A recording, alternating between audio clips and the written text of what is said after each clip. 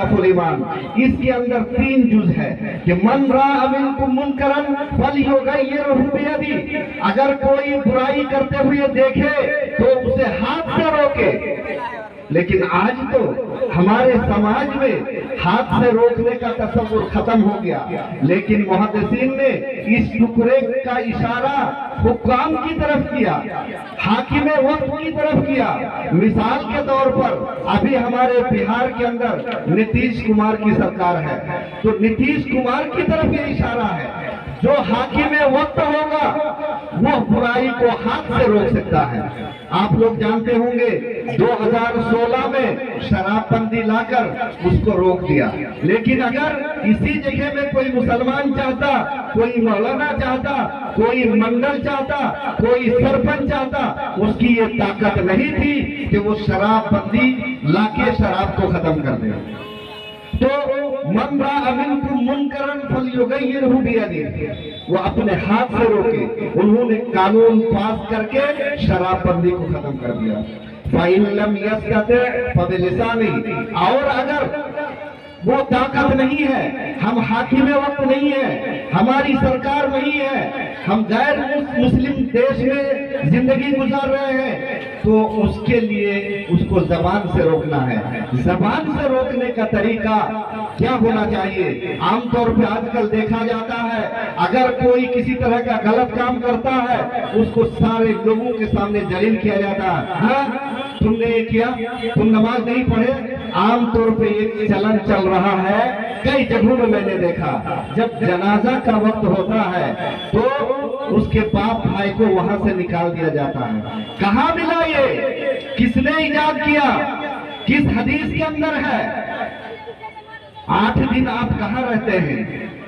पूरे महीने आप कहाँ रहते हैं? जिंदगी जो गुजार रहे हैं उस वक्त आप कहाँ रहते हैं? आपको उस वक्त दावत और तबलीग करने का वक्त नहीं मिलता, लेकिन जनाजे से निकालने के लिए उस आदमी को जलील करते हैं। वो आदमी जिंदगी में नमाज नहीं पढ़ेगा। जब उसको जलील करके आप जनाजे से निकाल देंगे, वो जिंदगी में नमाज नहीं पढ़ेगा। कोई इस तरह की दलील मिलती है कि अल्लाह के रसूल सल्लल्लाहु अलैहि वसल्लम ने जनाजे की नमाज से उसके अकरबा को, उसके बेटा को, उसके बाप को निकाल दिया गया हो? अगर इस तरह की कोई दलील है तो मैं उलमाए किराम से कहूंगा कि वो लाए, हम भी उस दलील को देखेंगे और उस पर अमल करेंगे। लेकिन मुझे नहीं लगता है कि इस तरह की कोई दलील मिल सकती है।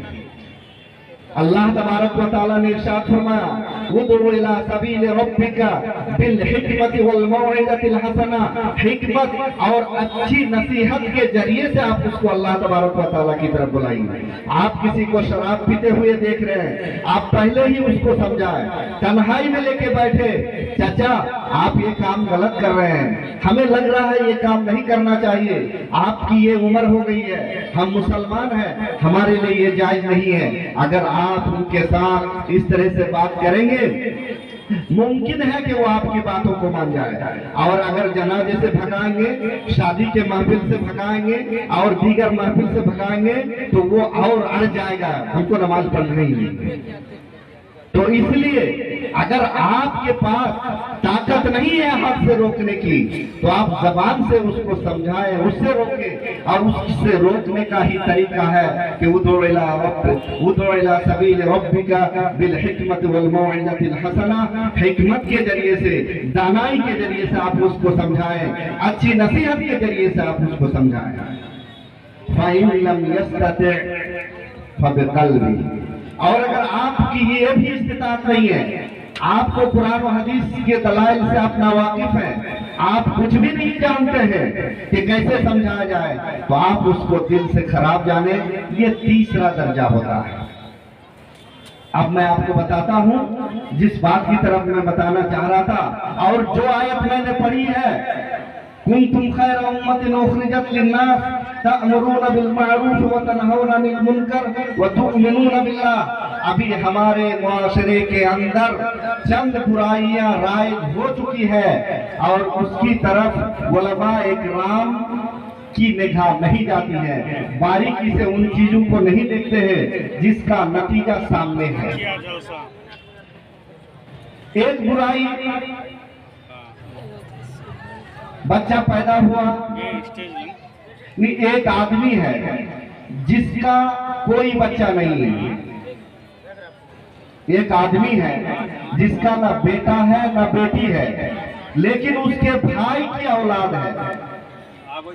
आप ये क्या सोचते हैं कि हमारा कोई बाल बच्चा नहीं है, भाई के एक बेटा को ले लेते हैं या भाई की एक बेटी को ले लेते हैं और आधार कार्ड में अपना नाम वो लिखवा देते हैं। आधार कार्ड में जो बच्चे को लिया है वो तो बच्चा किसी दूसरे का है, आपका नहीं है।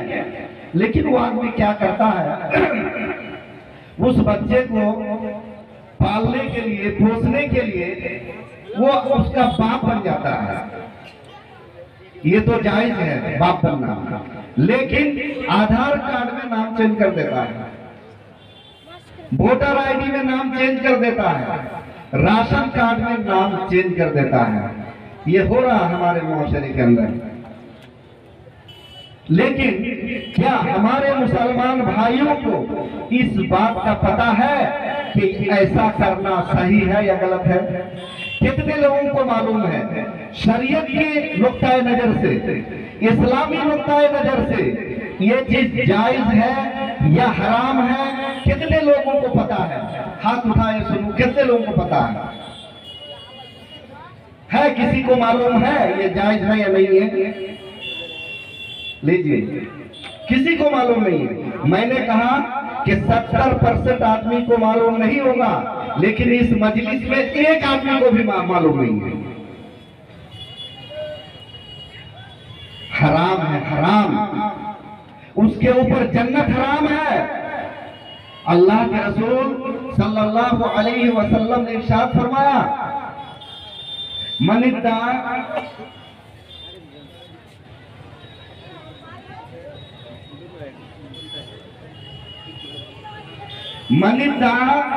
यला गैर अबी वहुवा यअलम अन्नहु गैर अबी फल जन्नतु अलैहि हराम।